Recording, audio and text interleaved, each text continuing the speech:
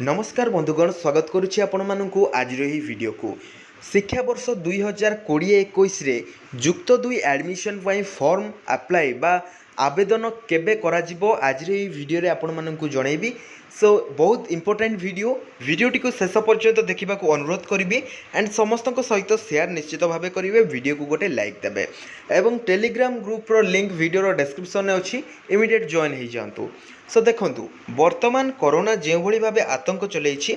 सो आपण माने जानिथिबे केते दिन को केते संख्यक आक्रांत चिन्हट हेउछंती, ट्रिटमेंट करा जाउछि, आक्रांत माने भल हेई घर को फेरुछंती, पुणी किछि आक्रांत बाहरुछंती, सटडाउन होउछि, लॉकडाउन होउछि, एमती चली रहिछि एवं मैट्रिक मूल्यांकन केते थर घुंचिलाणी यह मध्य आपण माने जानिछंती। सो मैट्रिक रिजल्ट बाहरिला परे तो +2 आवेदन पाई विज्ञप्ति प्रकाश पाइबो। सो जे पर्यंत मैट्रिक रिजल्ट बाहरिनी किभली भाबे जुक्त 2 पाई विज्ञप्ति प्रकाश पाइबो निश्चित भाबे यह एक प्रश्न। तो आज रे वीडियो रे आपण मानकु मु पूरा डाउट क्लियर करि देबी केबे फॉर्म अप्लाई करा जिवो। सो सेही भली भाबे आपण माने निश्चित भाबे प्रस्तुत हेई रहिबे। मैट्रिक परीक्षा 2020 ऑलरेडी आपणकर खाता देखा चली मूल्यांकन चली एवं board of secondary education Odisha तरफ जो खबर रही जे जुलाई शेष सुधा मैट्रिक रिजल्ट प्रकाश करा जिवो।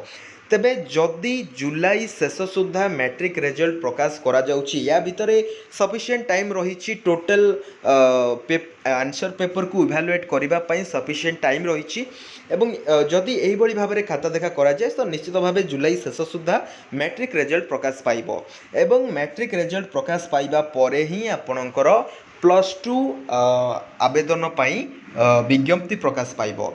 सो जदि जुलाई शेष सुधा आपणकर मैट्रिक रिजल्ट प्रकाश पाए तेबे अगस्ट फर्स्ट वीक सुधा आपणकर +2 आवेदन पाई विज्ञप्ति प्रकाश पाइबो एवं साम्स मध्य रेडी हे रही आपणकर सबकि एप्लिकेशन को रिसीव करिबा एंड एप्लिकेशन सिस्टम को भल भाव रेडी करी रखिया पई साम्स प्रस्तुत होइकी रही एंड यही साम्स वेबसाइट माध्यम रे ही आपण माने आवेदन करिवे। सेथि पई आपणकर जहाँ जहाँ डॉक्यूमेंट्स मध्य आवश्यक नेक्स्ट वीडियो रे आपण मानकु जणाई देबी।